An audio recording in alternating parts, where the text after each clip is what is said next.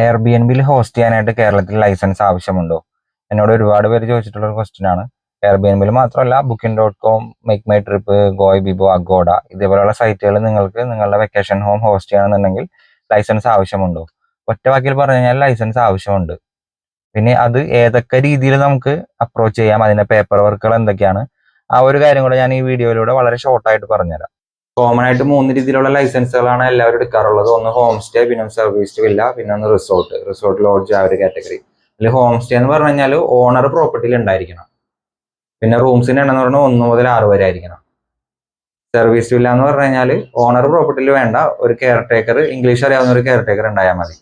നിങ്ങൾക്ക് എവിടെ ഇരുന്ന് വേണമെങ്കിലും പ്രോപ്പർട്ടി നിങ്ങൾക്ക് ഓപ്പറേറ്റ് ചെയ്യാം, ഒരു കെയർ ടേക്കർ ഉണ്ടായാൽ മതി. പിന്നെ അതുപോലെ റൂംസിന്റെ എണ്ണം എന്ന് പറയുന്നത് 1 മുതൽ 6 വരെ. റിസോർട്ട് എന്ന് പറയുമ്പോൾ 6ന് മുകളിൽ റൂംസ് ഉള്ള നമുക്ക് റിസോർട്ടുകൾ, നല്ല ഹെവി ഫെസിലിറ്റീസ് ഒക്കെ ഉണ്ടാവും. അങ്ങനെയുള്ള പ്രോപ്പർട്ടികൾ റിസോർട്ട് എന്നുള്ള കാറ്റഗറിയിലേക്ക് നമുക്ക് ലൈസൻസ് എടുക്കാം. ഇതിന് വേറെയും ക്രൈറ്റീരിയകൾ ഉണ്ട്.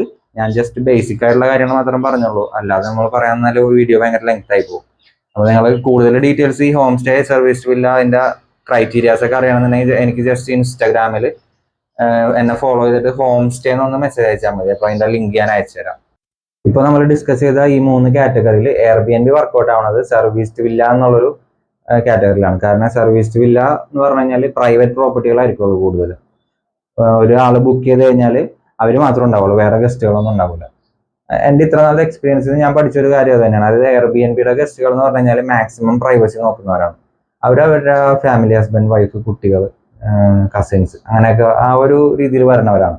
അപ്പൊ അവർക്ക് വേറൊരു ഗസ്റ്റിന്റെ ഒച്ചപ്പാടും ബഹളവും അങ്ങനത്തെ ഒന്നും കേൾക്കാനായിട്ട് താല്പര്യമില്ല. അപ്പോൾ നിങ്ങൾക്ക് നിങ്ങളുടെ കയ്യിൽ ഇങ്ങനത്തെ ഒരു പ്രോപ്പർട്ടി ഉണ്ടെങ്കിൽ, അതായത് പ്രൈവസി മാക്സിമം കിട്ടുന്ന തരത്തിലുള്ള ഒരു പ്രോപ്പർട്ടിയാണ് നിങ്ങളുടെ കയ്യിലുള്ളതെങ്കിൽ, നിങ്ങൾ എയർബിഎൻബിയിലാണ് ഹോസ്റ്റ് ചെയ്യേണ്ടത്. അതിന് സർവീസ് ഇല്ല എന്നുള്ള ലൈസൻസ് ആണ് എടുക്കേണ്ടത്. പിന്നെ അത് മാത്രമല്ല, നിങ്ങളിപ്പോൾ ഒരു പ്രോപ്പർട്ടി ലീസിന് എടുത്തിട്ടുണ്ടെങ്കിൽ, ലീസിന് എടുക്കുന്നവർക്ക് ഒരിക്കലും ഹോം സ്റ്റേ ലൈസൻസ് കിട്ടില്ല, കാരണം അവർ അതിന്റെ ഓണറല്ല. അപ്പൊ അങ്ങനെയുള്ള ഒരു കാറ്റഗറിയിലുള്ള ആളാണ് നിങ്ങളെങ്കിൽ നിങ്ങൾക്ക് സർവീസ് വില്ലയിലോട്ട് പോവാം, അതല്ലെങ്കിൽ റിസോർട്ടിലോട്ട് പോവാം. അപ്പോൾ നമുക്ക് അതിന്റെ പേപ്പർ വർക്കുകളെ പറ്റി ഡിസ്കസ് ചെയ്യാം. സർവീസ് വില്ലയുടെ ലൈസൻസ് ഇഷ്യൂ ചെയ്യുന്നത് ലോക്കൽ ബോഡിയാണ്. നിങ്ങൾ ഇപ്പോൾ പഞ്ചായത്തിലാണെങ്കിൽ പഞ്ചായത്തിൽ അപ്രോച്ച് ചെയ്യണം, അല്ല മുനിസിപ്പാലിറ്റി ആണെങ്കിൽ അവിടെ അപ്രോച്ച് ചെയ്യണം. അപ്പോൾ ഞാൻ പഞ്ചായത്തിന്റെ എക്സാമ്പിൾ വെച്ചിട്ട് ആണ് സംസാരിക്കാൻ പോകുന്നത്. അപ്പോൾ ഇതിൽ പഞ്ചായത്തിന് നിങ്ങൾ അപ്രോച്ച് ചെയ്യുന്നതിന് മുമ്പ് നിങ്ങൾ എടുക്കേണ്ട കുറച്ച് സർട്ടിഫിക്കറ്റുകളുണ്ട്. അതിൽ ഒന്നാമത്തെയാണ് പോലീസ് ക്ലിയറൻസ് സർട്ടിഫിക്കറ്റ്, PCC എന്ന് പറയും. അതാണ് നിങ്ങൾ ആദ്യം അപ്ലൈ ചെയ്യേണ്ടത്. ഏകദേശം ഒരു 1 to 2 months എടുക്കും ഇത് കിട്ടാനായിട്ട്. അക്ഷയ വഴിയാണ് അപ്ലൈ ചെയ്യേണ്ടത്. 1000 രൂപയാണ് ഫീസ് വരുന്നത്. അക്ഷയയിൽ നിന്ന് കിട്ടുന്ന ഡോക്യുമെന്റ് പ്ലസ് ബിൽഡിംഗ് പ്ലാൻ ആയിട്ട് നിങ്ങൾ തൊട്ടടുത്തുള്ള പോലീസ് സ്റ്റേഷനിൽ അപ്രോച്ച് ചെയ്യാം. ബാക്കിയുള്ള കാര്യങ്ങൾ അവർ ഗൈഡ് ചെയ്യും. ഫസ്റ്റ് പോലീസ് സ്റ്റേഷനിൽ നിന്ന് വിസിറ്റ് ഉണ്ടാവും. ദെൻ അത് കഴിഞ്ഞ് അവരത് സ്പെഷ്യൽ ബ്രാഞ്ചിലേക്ക് ഡയറക്റ്റ് ചെയ്യും. അവിടെ നിന്നൊരു വിസിറ്റ് ഉണ്ടാവും. അതിനുശേഷം സ്പെഷ്യൽ ബ്രാഞ്ച് ലോക്കൽ പോലീസിനോട് പറയും ഇവർക്ക് കൊടുക്കണോ വേണ്ടെന്നുള്ളത്.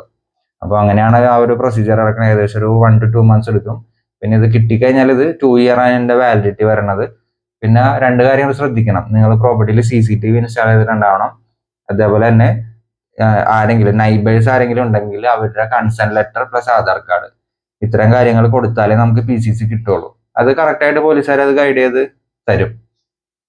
അപ്പോൾ അതാണ് PCCനെ പറ്റിയുള്ള ഫുൾ ഡീറ്റെയിൽസ്.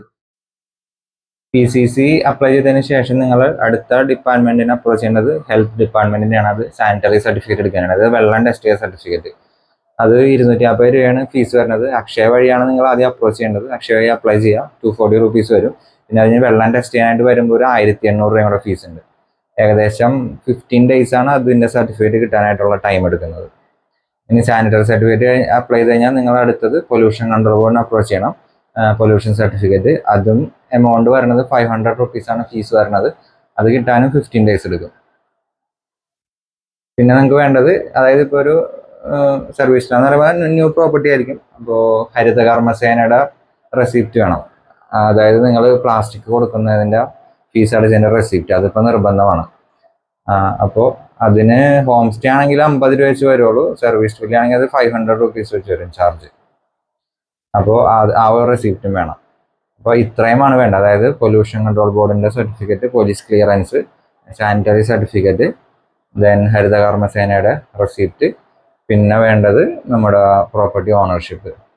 ഇത്രയും ഡോക്യുമെന്റായിട്ട് നിങ്ങൾ പഞ്ചായത്തിനെ അപ്രോച്ച് ചെയ്യുക. പഞ്ചായത്തോ മുനിസിപ്പാലിറ്റി ആണെങ്കിൽ മുനിസിപ്പാലിറ്റിനെ അപ്രോച്ച് ചെയ്യുക. അവിടെ നിന്ന് നിങ്ങൾക്ക് ലൈസൻസ് എടുക്കാനുള്ള ബാക്കിയുള്ള പ്രൊസീജിയേഴ്സ് അവർ ഗൈഡ് ചെയ്യുന്നതായിരിക്കുള്ളൂ. ഇതിൽ നിങ്ങൾക്ക് എന്തെങ്കിലും ഡൗട്ട്സ് കാര്യങ്ങളൊക്കെ ഉണ്ടെങ്കിൽ നിങ്ങൾ ഈ വീഡിയോയിൽ കമൻറ്റ് ചെയ്യുക.